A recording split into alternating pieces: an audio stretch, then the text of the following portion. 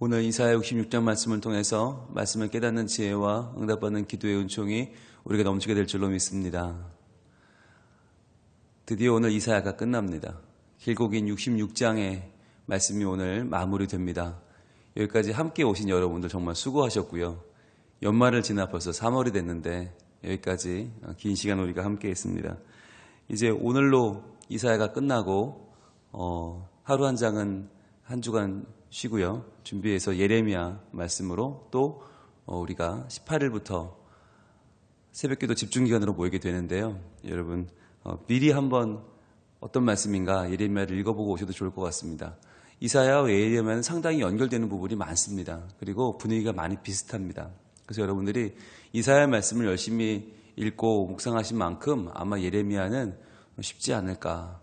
그래도 어려운 말씀이니까 이렇게 말씀드리겠죠. 예, 쉽지 않은 말씀인데 그래도 여러분 이사야처럼 어려운 말씀은 만나기가 쉽지 않아요. 그러나 같이 잘 헤쳐왔는데 이사야를 우리가 어제 요약을 좀 했습니다. 그래서 한 편으로 요약하면 65편이다 그랬어요. 66편도 마찬가지예요. 오늘 66장도 어제와 내용의 흐름이 같아요. 그러면서 정말 하나님이 말씀하시고자 하는 이사야를 통해 주시고자 하는 메시지가 압축돼서 나타나는 것이 66장입니다. 이사야를 보면서 하나의 커다란 흐름이 있다라는 것을 느끼게 되는데 그 흐름이 끝까지 지치지 않아요. 하나님은 지치지 않는 분이다. 끝까지 그 흐름을 끌고 가시는 분이다. 그래서 우리가 오늘 이사야 66장 마지막 결론을 지으면서 다시 한번 하나님이 우리에게 말씀하시는 하나님의 중심이 있어요. 하나님의 마음이 있어요. 하나님이 끝까지 잡고 가시는 메시지가 있어요. 그것이 무엇인가 한번 발견하기를 원합니다. 오늘 1절입니다. 여호와께서 이같이 말씀하시되 이렇게 시작을 해요. 노란색 드시고 표시합니다. 여호와께서 이같이 말씀하시되 자 표시해 보세요. 우리가 성경을 읽을 때 제일 중요한 게 뭐라고 그랬죠? 하나님의 속성입니다. 하나님의 사역과 성품. 하나님이 어떤 분이냐 제일 중요하다. 그래서 여러분 성경을 읽을 때 한 장이 여호와께서 이같이 말씀하시되 이렇게 시작하면 이 한 장 안에는 지금 하나님의 어떤 결심, 하나님의 다짐이 들어있구나라고 보시면 돼요. 그래서 내가 하나님에 대해서 잘 알 수 있는 좋은 기회다 생각하시면 됩니다. 우리가 노란색과 분홍색을 가지고 표시를 하며 보고 있는데 어떤 분들은 설명을 잘 못 들으신 분들은 노란색은 뭐고 분홍색은 뭔가 하는 분들이 아직도 계세요. 그래서 설명을 좀 드리면 노란색으로 표시하는 건 하나님에 관한 부분, 하나님 주어, 즉 하나님의 사역과 하나님의 성품이 어떤 분이냐라고 하는 게 드러나는 부분을 노란색으로 표시를 하고 있습니다. 그래서 우리가 닮아가야 되고 따라가야 되고 의지해야 될 부분이 노란색이죠. 그런데 분홍색은 뭐예요? 인간의 현실입니다. 인간의 처지. 인간의 처지는 항상 모자르고 죄악 가운데 있고 하나님을 거역하고 하나님을 떠난 자들의 모습이 나타나는데 그것을 분홍색으로 표시를 해요. 그래서 우리가 하나님 주어에서 나타나는 하나님의 속성을 알고 배우고 붙잡고 기도하고 그리고 우리가 인간의 속성은 보면서 버릴 것은 버리고 회개할 것은 회개하자라고 해서 우리가 분홍색과 노란색을 구별해서 말씀을 좀 표시하고 있습니다. 자, 1절에 여호와께서 이같이 말씀하시되 하나님 어떤 분인가 먼저 표시하시고 그 다음 봅니다. 하늘은 나의 보좌요 땅은 나의 발판이니 너희가 나를 위하여 무슨 집을 지으랴 내가 안식할 처소가 어디랴 이렇게 말씀하세요. 이것은 성전에 관한 이야기를 하시는 거예요. 성전. 하나님은 너희가 나를 위하여 집을 짓는다. 내가 안식할 처소를 너희가 만든다. 너희는 나에게 성전이라고 하는 것을 굉장히 너희의 믿음으로 강조하면서 마치 성전이 나를 향한 신앙의 모든 것인 양 말하고 있구나 라고 이야기하시는 거예요. 이스라엘 백성들은 하나님을 바르게 섬기려면 성전이 필요하다 이런 마음을 가지고 있었거든요. 그래서 성전을 회복하는 게 우리 신앙의 회복이다. 그래서 성전 제사를 통해서 하나님은 우리의 받는 제사를 기뻐하실 거야 라고 이제 말을 합니다. 그런데 하나님은 그게 아니라는 거예요. 하늘은 나의 보좌요 땅은 나의 발판이다. 즉 하나님은 천지 만물 가운데 계시고 이 모든 것을 주관하시는 하나님이신데 그 집 한 채, 그 처소 하나가 나에게 무슨 의미가 있겠느냐라고 말씀하는 거예요. 왜 이렇게 말씀하실까요? 하나님의 성전을 싫어하십니까? 하나님 제사 받기를 싫어하십니까? 아니죠. 하나님이 성전에 대해서 알려주셨는데요. 하나님의 성전 제사를 말씀해 주셨는데요. 출애굽기와 레위기 전체 내용이 그거 아닙니까? 그런데 하나님이 성전을 말씀하셨고 하나님이 제사를 말씀해 주셨는데 그것을 지금 그거 나 필요 없어 말씀하신 이유가 뭘까요? 그것이 너무나 타락했기 때문이에요.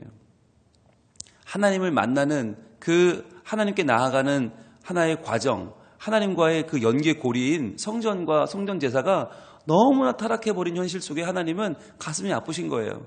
그래서 이렇게 할 거면 하지 마라 라고 하시는 거죠. 이렇게 할 거면 이스라엘 백성들이 하나님의 사랑을 구하고 하나님의 은총을 구하면서 그 마음속에 정말 하나님을 의지하고 나가는 마음이 있다면 무엇든 안 좋겠어요. 그런데 이미 그 마음이 너무나 떠나버렸어요. 그 마음이 너무나 하나님을 떠나버렸기 때문에 하나님은 성전 제사, 성전의 회복, 너희들이 이스라엘로 돌아가면 이제부터 뭔가 신앙생활 잘해보리라 그 마음 갖지 말고 지금부터 너희가 해야 될 일이 따로 있다는 거예요. 그게 2절입니다. 나 여호와가 말하노라. 또 노란색으로 쳐야겠죠? 하나님 마음이 무엇인가? 하나님의 생각이 무엇인가? 자, 나 여호와가 말하노라. 그 다음 봅니다. 내 손이 이 모든 것을 지었으므로 그들이 생겼느니라. 즉 하나님이 다 지으신 거다. 하나님의 창조주다. 그러니까 너희들이 성전 제사 나중에 고국으로 돌아가면 성전 잘 지어서 내가 하나님 앞에 성전으로 하나님을 기쁘시게 해야지, 성전으로 하나님을 찬양해야지, 그게 아니라 지금 너희가 서 있는 여기, 너희가 서 있는 이 바벨론, 여기서부터 너희의 삶이 달라져야 한다는 거예요. 왜? 하나님이 모든 걸 지었으니까. 꼭 예루살렘만 지었냐? 내가 성전만 지었냐? 아니, 여기 바벨론, 너희가 살고 있는 이 지역도 내가 지었다는 거예요. 그러니까 지금부터 너희가 나를 찾고 나를 부르고 나를 따르는 너희의 신앙의 회복이 더 중요하다는 거예요. 꼭 예루살렘을 회복하고 성전을 회복하고 내가 나중에 돌아가면 그거 따지지 말고 지금부터 하나님 앞에 믿음으로 나아오라는 거죠. 그럼 하나님이 원하시는 건 어떤 사람이냐? 노란색으로 드시고 표시합니다. 무릇 마음이 가난하고 심령에 통회하며 내 말을 듣고 떠는 자, 그 사람은 내가 돌보려니와. 이거예요. 하나님 원하시는 게 이거예요. 하나님은 성전을 회복해서 내가 멋지게 예배하리라, 내가 정말 제사를 끝내주게 드리리라. 여러분, 그건 하나님 원하시는 게 아니에요. 뭘 원하시나? 마음이 가난한 자, 심령이 통회하는 자, 내 말을 듣고 떠는 자. 여러분, 이건 많이 본 것 같지 않으세요? 우리가 어디서 봤죠? 어디서 봤어요? 이게 팔복이에요. 이게 예수님 말씀하시는 팔복이 바로 이거예요. 마음이 가난한 자, 심령에 통회하는 자, 하나님 말씀을 듣고 떠는 자. 이걸 지금 우리가 예수님의 말씀을 통해서 다시 신약의 버전으로 들었던 말씀이 바로 팔복이에요. 우리가 그동안 봤던 수요예배 시간에 보고 있는 팔복의 처음 1, 2, 3번 그 복을 한번 볼까요? 마태복음 5장으로 갑니다. 마태복음 5장 3절부터 봅니다. 과연 예수님이 하신 말씀은 이 말씀과 어떻게 연결되는가? 자, 마태복음 5장 3절 같이 읽습니다. 시작. 심령이 가난한 자는 복이 있나니 천국이 그들의 것이며. 그렇게 시작을 했어요. 자, 아까 무릇 마음이 가난하고 라고 했었죠? 마음이 가난한 자가 어떤 자예요? 바로 그 마음에 하나님을 향한 자랑거리가 없는 자, 심령이 파탄나서 아무것도 자랑할 것이 없고 지금 바닥나 버린 자, 그 심령 가운데 아무것도, 정말 아무것도 내가 자랑하고 내가 내놓을 거라고 할 수 있는 사람이 아무것도 없는 그러한 막막한 사람, 그런 사람을 하나님은 뭐라고 하세요? 복이 있다고 하세요. 천국이 그들의 것이다.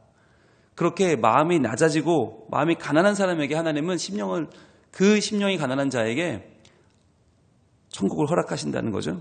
그 다음에 이 4절은 애통하는 자는 복이 있나니 그들이 위로를 받을 것이며. 그랬어요. 애통하는 자, 바로 아까 말씀하셨던 심령에 통회하며, 그 말씀이 바로 이거죠. 애통하는 자. 왜 애통합니까? 심령이 가난하니까, 아무것도 가진 게 없으니까, 하나님 앞에 내놓을 것이 아무것도 없는 그 연약한 백성이 할 수 있는 건 애통밖에 없어요. 하나님 어떡해요? 하나님 어떡해요? 제가 하나님께 내놓을 게 없어요. 나갈 수 있는 방법이 없어요. 주여, 이렇게 죄 많은 저는 어떡해요? 애통할 수밖에 없죠. 그러니까 애통하는 자들이 뭘 받아요? 위로를 받는다. 그리고 5절에 온유한 자는 복이 있나니 그들이 땅을 기업으로 받을 것이며. 이 온유한 자에 대해서 이사야는 뭐라고 말했어요?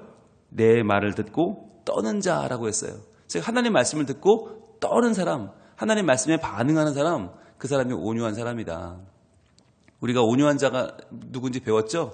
온유한 자는 온순한 사람이 아니다.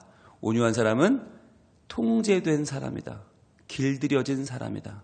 마치 야생마가 조련사를 만나서 그 조련사에게 길들여져서 그 힘을, 그 놀라운 힘을 바르게 사용하게 되는 것처럼 그렇게 조련사의 말에 반응하는 사람이 온유한 사람이죠. 프라우스. 게다가 이 온유한 사람은 또 뭐라고 그랬어요? 추위, 더위. 이 더위에 시원한 바람이 불어오면 그것이 그 더위가 다스려지는 거. 또 밤새 아팠던 병세가 약에 의해서 다스려지는 거. 즉 다스려지고 통제되고 길들여지고 반응하는 거. 그게 온유한 자거든요. 그래서 이 온유한 자들은 땅을 기업으로 받을 것이다. 즉 예수님이 말씀하셨던 이 팔복의 시작인 1, 2, 3복, 심령이 가난한 자, 애통하는 자, 온유한 자는 복이 있다. 이 말씀이 어디서 온 거예요? 바로 이사야 66장에서 온 거예요. 다시 돌아가 봅니다. 그래서 이사야 66장 2절에 무릇 마음이 가난한 자, 심령이 통회하는 자, 내 말을 듣고 떠는 자, 그 사람은 내가 돌보려니와 라고 하는 말씀은 하나님이 원하시는 자가 누구인가를 보여주는 겁니다. 하나님이 이사야 전체에서 말씀하시는 하나님이 돌보시는 자, 복이 있는 자, 정말 우리가 하나님 앞에 나갈 때 이렇게 살아야 되는 사람은 누구냐?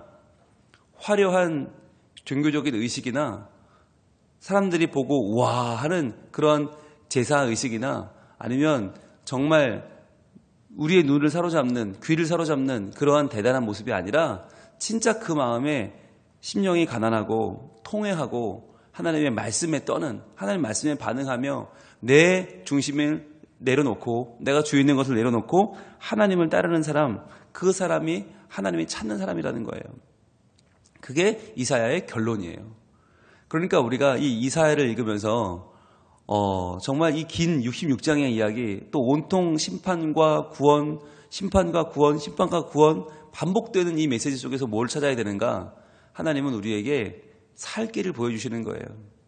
우리는요, 그냥 두면 우리의 신앙은 딱딱해지고요. 우리의 신앙은 정말 눈에 보이는 것을 따라가게 되고요.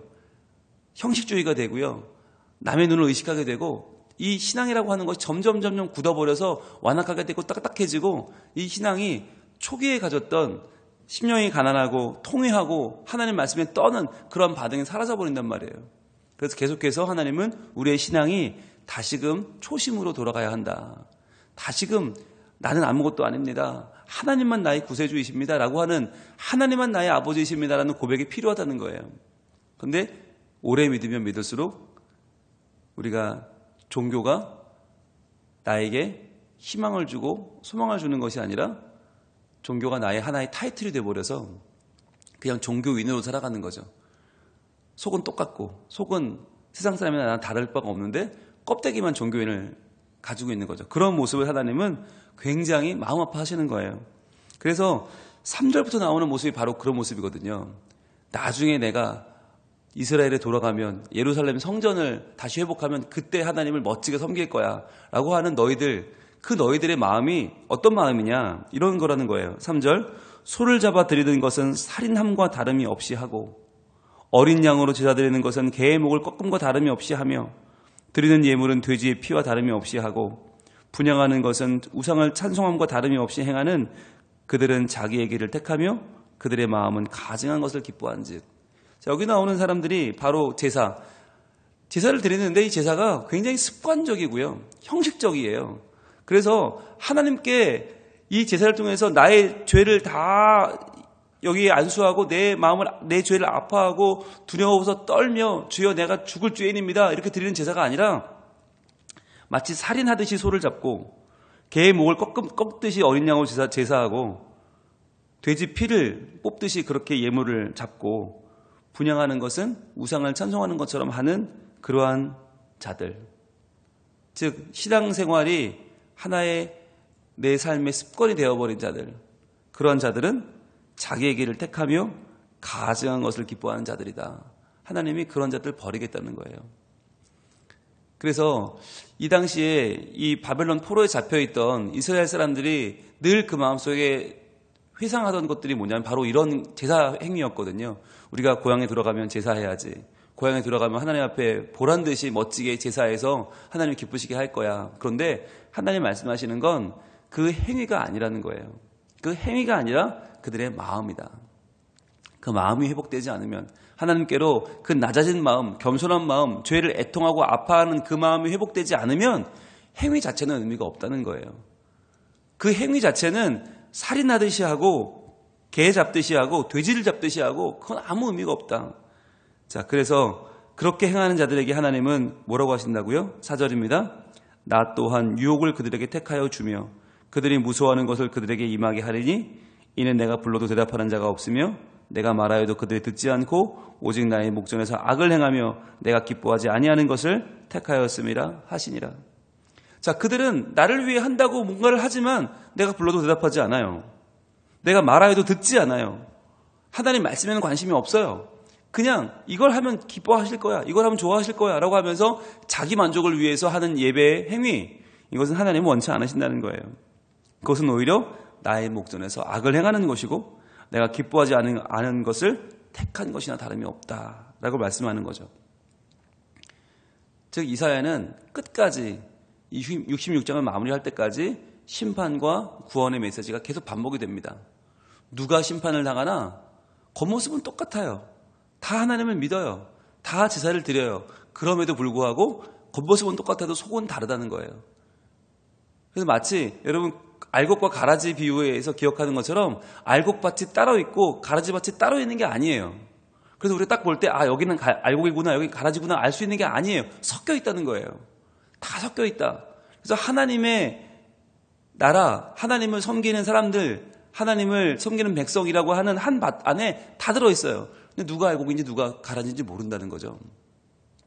똑같이 예배하고 있는데 우리가 그 마음을 어떻게 알아요? 겉으로 보면 똑같잖아요. 그런데 하나님이 원하시는 것은 겉으로 볼 때 행위가 아니라 속 마음이 진심으로 하나님을 따르고 있느냐라는 거예요.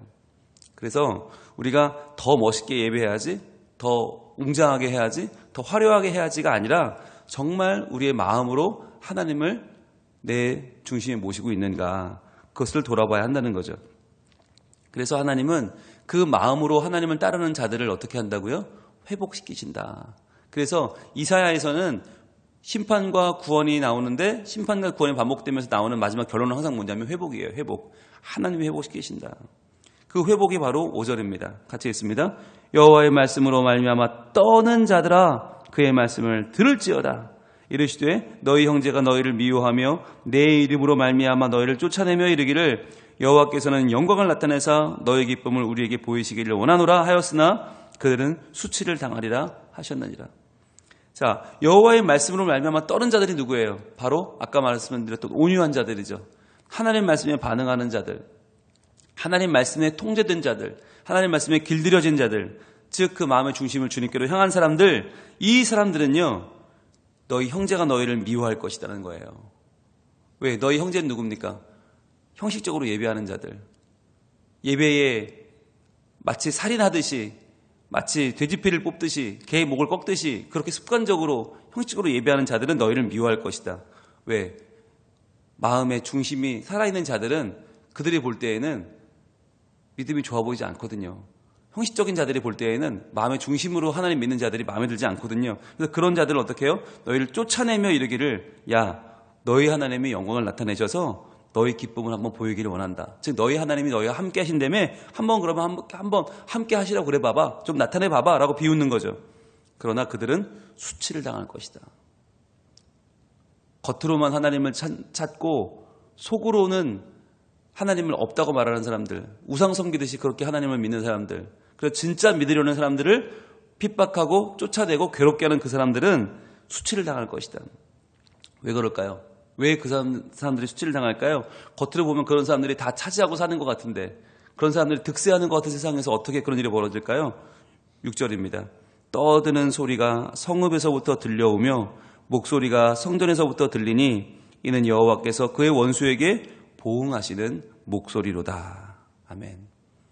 왜냐하면 하나님이 보응하시기 때문이에요. 하나님이 살아계시기 때문이에요. 여러분, 우리가 마음으로 하나님을 진정으로 섬겨야 되는 이유가 뭐냐? 남들은 알아주지 않아요. 오히려 남들은 겉으로 보기에 화려하고 겉으로 보기에 대단해 보이는 사람을 좋다고 말할 수도 있어요. 그런 사람들이 우리를 비웃을 수도 있어요. 야, 무슨 마음으로 믿는 게 뭐 대단하다고? 야, 우린 뭐 안 믿는 줄 아냐? 근데 그거 별로 소용없어 라고 말하는 외형적으로 믿는 사람들, 그런 사람들이 더 커 보이고 더 앞서 나가 보이고 높아 보이지만, 그러나 우리가 그러한 믿음을 따라가지 말아야 될 이유는 뭐냐? 바로 여호와가 보응하시기 때문이에요. 떠드는 소리가 들려와요. 무슨 소리지 보니까 성읍에서부터 들려오고 성전에서부터 들려오는데, 여러분, 성전이 떠드는 소리 들리면 안 되잖아요. 근데 왜 들려와요? 보니까 여호와께서 그 원수에게 보응하시는 목소리. 즉 하나님 앞에 형식적으로 예배하면서, 형식적으로 습관적으로 예배하면서 마치 내가 이 성전의 주인인 양 행세하는 그런 자들은 나의 원수라는 거예요. 하나님이 보응하신다. 그래서 여러분, 똑같이 하나님을 믿는 것 같지만 그 안에는 여러 가지 다른 모습들이 있다는 거죠. 근데 그 모습 중에서 중요한 건 뭐냐? 우리 마음의 중심이라는 거예요. 겉모습이 어떠냐? 내가 얼마나 많이 사람들 보기에 감동을 주느냐? 사람들이 보기에 얼마나 대단해 보이냐? 그게 중요한 게 아니라 정말 핵심은 하나님을 내 마음의 주인으로 모시고 사는가. 내가 여전히 주인인 사람이 있고 하나님이 주인인 사람이 있어요. 내가 목자인 사람이 있고 하나님이 목자가 된 사람이 있어요. 내 말이 중요한 사람이 있고 하나님 말씀에 가슴이 떨리는 사람이 있단 말이에요. 바로 그러한 사람, 하나님 말씀에 떠는 사람, 그 마음이 가난하고 그 심령에 애통하는 사람, 그러한 사람이 복이 있다고 주님 말씀하세요. 의 때문에 핍박당하는 사람이 복이 있다. 하나님, 그 하나님의 이름을 내 마음에 품고 오늘도 그 한 마음으로 하나님을 향하여 살아가는 사람은 복이 있다. 그러한 사람은 하나님이 갚아주신다. 그러한 사람은 하나님이 붙잡아 주신다. 끝까지 함께 하신다는 하나님 메시지가 오늘 담겨 있는 거예요. 자, 그 뒤에 한 절만 더 보고 갈게요. 우리 13절 한번 볼까요? 13절. 과연 이렇게 악한 자는 갚아주시고 또 하나님을 따르는 자들은 하나님 품어주시는 그 하나님은 어떤 분인가? 13절 노란색으로 표시 한번 읽어봅니다. 시작. 어머니가 자식을 위로함 같이 내가 너희를 위로할 것인즉 너희가 예루살렘에서 위로를 받으리니. 아멘. 하나님은 어떤 분이냐? 어머니 같다는 거예요. 어머니같이 위로하신다. 어머니가 자식을 위로할 때는 어떻게 합니까? 얼마나 따뜻합니까? 얼마나 부드럽습니까? 우리가 마음이 정말 상해서 애통해서 정말 위로가 필요할 때 우리를 위로하는 분이 하나님이라는 거예요. 그래서 우리의 마음으로 주님을 따르는, 마음으로 믿는 자들에게 하나님은 위로의 손길을 우리 펼쳐주신다. 그래서 너희가 예루살렘에서 위로를 받을 것이다. 형식적인 자들은 뭐라고 해요? 우리가 예루살렘에서 예배할 것이다. 예루살렘에서 제사에서 하나님이 기쁘시게 할 거야 라고 말하는데, 하나님은 아니, 너희가 예루살렘에 돌아가는 그날 내가 너희를 위로할 거야. 즉 너희가 형식적으로 드리는 그 예배가 중요한 게 아니라 그 자리는 어떤 자리예요? 내가 너희를 위로하는 자리다. 내가 너희를 품어주고 내가 너희를 고치는 자리다. 어머니처럼 내가 너희를 위로할 것이다 라고 말씀하는 거예요. 그래서 우리는 내가 하나님 앞에 무엇을 드려야지 라는 것을 생각하기 전에 먼저 생각해야 될 게 뭐냐? 하나님이 내게 위로하신다. 하나님이 나를 도우신다 라고 하는 거죠. 그래서 우리의 예배가 어떻게 달라져야 되는가? 22절, 23절이 이제 결론으로 보여주고 있습니다. 22절 봅니다. 내가 지을 새하늘과 새 땅이 내 앞에 항상 있는 것 같이 너희 자손과 너희 이름이 항상 있으리라. 여호와의 말이니라. 자, 새하늘 새 땅이 나왔죠. 바로 어제 나왔던 그 새하늘 새 땅이죠. 하나님은 우리에게 심판과 구원, 심판과 구원이 계속 반복되는 이 이사야 중에서 항상 결론으로 뭘 말씀하시나? 새하늘과 새 땅을 말씀하십니다. 새롭게 임할 하나님 나라. 이 새하늘과 새 땅은요, 새로 만들어지는, 새로 지은 하늘, 새로 지은 땅이 아니에요. 새로운 세상은 새로운 관계예요. 하나님과 우리가 새로운 관계가 된다는 거예요. 그래서 이 새하늘과 새 땅, 이 새로운 관계가 내 앞에 항상 있는 것 같이 너희 자손과 너희 이름이 항상 있으리라. 즉 하나님을 그 마음에 모시고 하나님 때문에 사는, 믿음으로 사는 사람들은 항상 하나님 앞에 있다. 항상 하나님이 지켜보시고 항상 하나님이 그들을 도우신다, 위로하신다는 말씀이시죠. 그래서 그 아름다운 하나님과의 관계가 회복되는 자리, 그 자리가 무엇의 회복인가? 마지막 23절 같이 읽습니다. 시작. 여호와가 말하노라. 매월 초하루와 매 안식일에 모든 혈육이 내 앞에 나와 예배하리라. 아멘. 그때 가서야 비로소 예배가 회복되는 거죠. 그전에는 형식적으로 위선적으로 드리던 그 예배가 가식적인 예배가 이제는 회복돼서 매월 초하루와 매 안식일마다 언제든지 너희가 내 앞에 나와서 모든 혈육이 하나님 앞에서 예배하는 날이 올 것이다. 그 예배는 진정한 예배가 될 것이고 그 예배는 내가 받음직한 예배, 내가 너희를 위로하는 예배가 될 것이다. 새하늘과 새 땅에서 드리는 새 예배가 될 것이다 라고 하나님 말씀하고 계십니다. 이사야를 다 봤습니다. 과연 우리는 이제 어떻게 살 것입니까? 우리가 만나야 될 새하늘과 새 땅은 무엇입니까? 그 나라는 우리가 잘 먹고 잘 사는 나라가 아닙니다. 그 나라는 우리가 잃었던 돈을 찾는 나라도 아니고 잃었던 지위를 회복하는 나라도 아닙니다. 새하늘과 새 땅은 하나님과의 온전한 예배가 회복되는 자리. 그래서 내가 지금까지의 겉으로 보이는 모습, 남에게 보이려고 예배했던 모습을 다 내려놓고 진짜 하나님 앞에 내 연약함을 드러내는 모습. 그래서 저는 심령이 가난합니다. 저는 애통하는 자입니다. 저는 온유한 자입니다.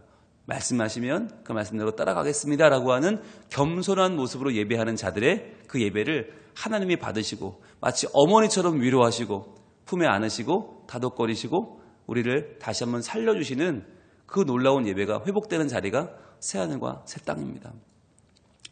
지금까지 이사야에서 봤던 이 모든 하나님이 가증스럽게 여기시는 모습들, 하나님이 정말 내 앞에서 떠나라 치워라 하는 모습들이 이게 다 우리 모습이에요. 이게 다 내 모습이에요. 이거를 우리가 부인할 수 없어요. 다시 한번 이 모습을 다 하나님 앞에 내려놓고 주님 진정으로 우리 예배가 회복되게 하옵소서, 진정으로 하나님을 믿고 따르는 우리 모두가 되게 하옵소서 라고 붙잡고 기도할 때 하나님 반드시 이 말씀들을 다 우리의 삶 가운데 우리 예배 가운데 온전히 이루실 줄로 믿습니다. 기도하겠습니다. 하나님, 이사야 66장 마지막 장을 저희들 보면서 다시 한번 우리의 예배를 돌아보게 됩니다.